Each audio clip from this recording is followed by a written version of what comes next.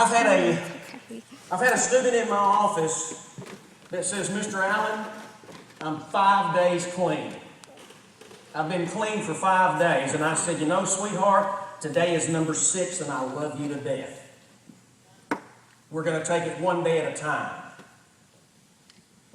She's been clean 5 days. And we're not going to punish.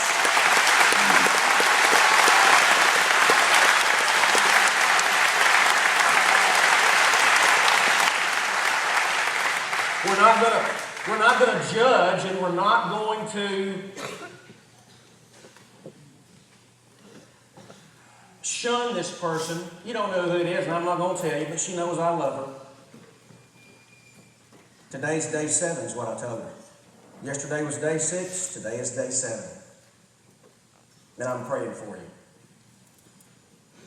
Had someone else in my office this week that told me the story about how their child became addicted to drugs and how it nearly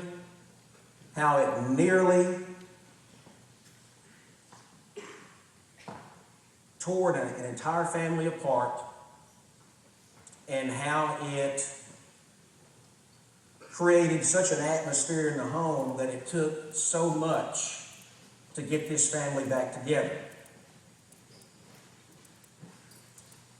I also had a student in my office this week that said over the summer that he basically OD'd. And he had no one to turn to, and he had no one to help until he got God in his life. And let me say this before somebody said, well, Mr. Allen, you're having a devotional today. No, I'm not having a devotional.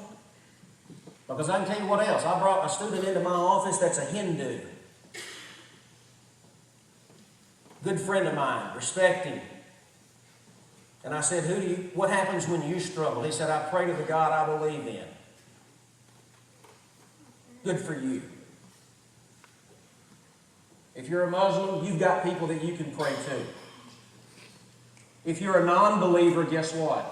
That's your choice, but we've got to find something for you to grab a hold of to make a difference and to be able to say no and to withstand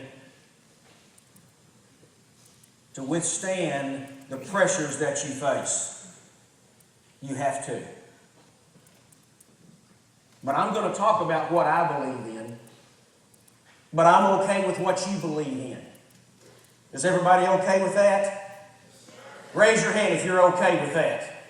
Outstanding.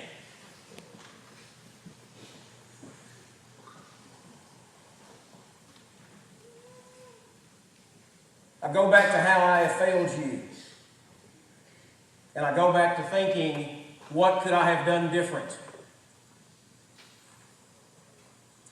I was doing pretty good this morning. I was in my office with my wife and my mother, who y'all have already seen because she was at a pep rally one day. I was doing okay. A little nervous, knots in my stomach. I was doing all right until I saw Dino Wilson's mom and dad walk by my window.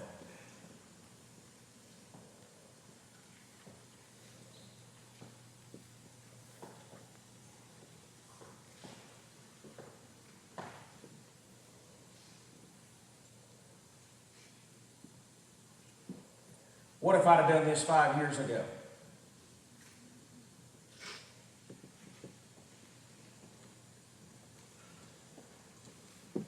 What would Dino tell you if he walked through the door today?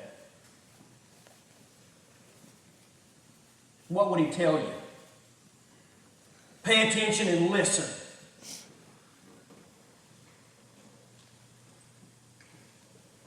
What would he tell you?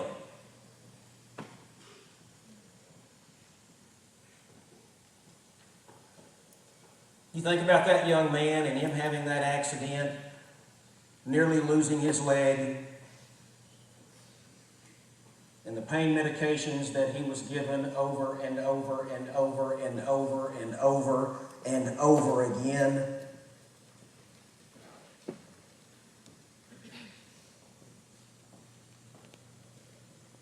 I can't imagine what that young man went through.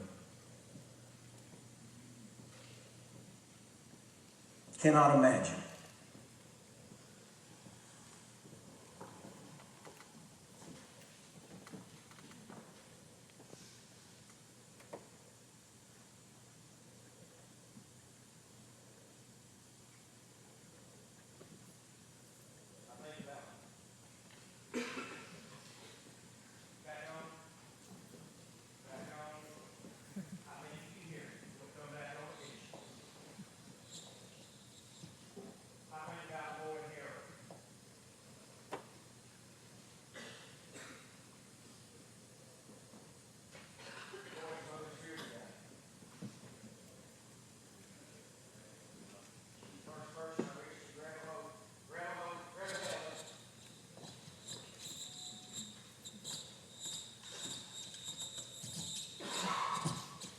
I was so happy.